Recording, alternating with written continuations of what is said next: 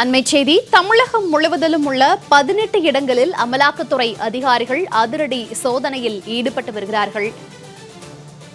தமிழகத்தில் சேலம், திருச்சி உள்ளிட்ட பல்வேறு இடங்களில் தமிழகம் முழுவதும் 18 இடங்களில் அமலாக்கத்துறை அதிகாரிகள் அதிரடி சோதனையில் ஈடுபட்டு வருகிறார்கள். ஆசிரியர் தேர்வு நியமனம் தொடர்பான புகாரில் தற்போது இந்த அதிரடி சோதனையானது நடைபெற்று வருகிறது. ஆசிரியர் தேர்வு மோசடி விவகாரம் தொடர்பாக அமலாக்கத்துறை அதிகாரிகள் தமிழகத்தில் 18 இடங்களில் அதிரடி சோதனையில் ஈடுபட்டிருக்கிறார்கள்.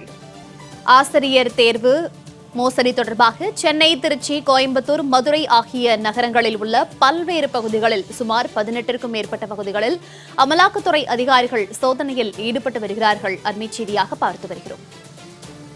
தமிழகம் முழுவதும் உள்ள 18 இடங்களில் அமலாக்கத்துறை அதிகாரிகள் அதிரடி சோதனையில் ஈடுபட்டு வருகிறார்கள். ஆசிரியர் தேர்வு முறைகேடு தொடர்பாக தற்போது இந்த சோதனையானது நடைபெற்று வருவதாக முதல்கட்ட தகவல் வெளியாகி இருக்கிறது. சென்னை, கோயம்புத்தூர், மதுரை, திருச்சி, சேலம் உள்ளிட்ட பல்வேறு பகுதிகளில் அமலாக்கத்துறை அதிகாரிகள் அதிரடி சோதனையில் ஈடுபட்டிருக்கிறார்கள். விவரங்களோடு செய்தியாளர் லாவண்யா இணைப்பில் இருக்கிறார். லாவண்யா, வணக்கம். ஆசிரியர் தேர்வு மோசடி விவகாரம் தொடர்பாக தற்போது தமிழகம் முழுவதும் 18 இடங்களில் அமலாக்கத்துறை அதிகாரிகள் சோதனையில் ஈடுபட்டு வருகிறார்கள். இது தொடர்பான முழு விவரங்கள். வணக்கம். ஆசிரியர் தேர்வு விவகாரம் தொடர்பான மோசடி காரணமாக அமலாக்கத்துறை இன்று தமிழ்நாடு முழுவதும் 18 இடங்களில் சோதனை நடத்தி வருகிறது. குறிப்பாக சென்னை, திருச்சி, கோவை, மதுரை ஆகிய நகரங்களில் சோதனை நடைபெற்று வருவதாக நமக்கு தகவல் கிடைத்திருக்கிறது. 2017ஆம் ஆண்டு சென்னை மத்திய குற்றப்பிரிவு பதிவு செய்து 2021ஆம் ஆண்டு குற்றப்பத்திரிகை தாக்கல் செய்யப்பட்ட வழக்கில் தற்பொழுது அமலாக்கத்துறை கையில் எடுத்துக்கொண்டு சோதனை நடைபெற்று வருகிறது.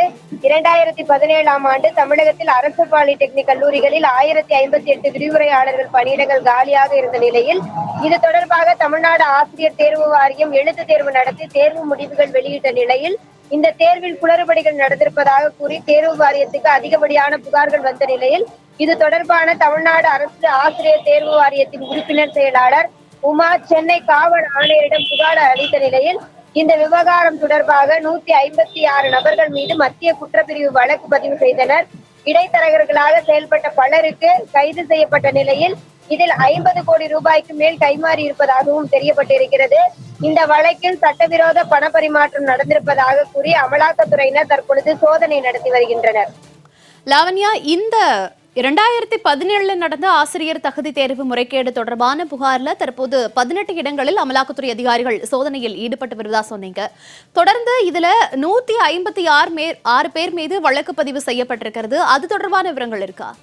156 பேர் மீது நபர்கள் மீது புகார்கள் கொடுக்கப்பட்டு அந்த நபர்கள் மீது மத்திய குற்றப்பிரிவு வழக்கு செய்து வருகிறது.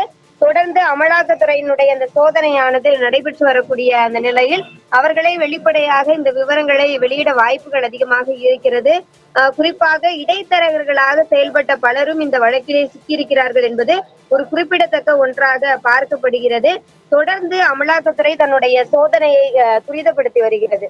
2017 நடந்த ஆசிரியர் தகுதி தேர்வு முறைகேடு தொடர்பான புகாரில் தற்போது தமிழகம் முழுவதும் 18 இடங்களில் அமலாக்கத்துறை அதிகாரிகள் அதிரடி சோதனையில் ஈடுபட்டு வருகிறார்கள். இது தொடர்பான தற்போதைய களத்தகவல்களை வழங்கியமைக்கு நன்றி லாவண்யா.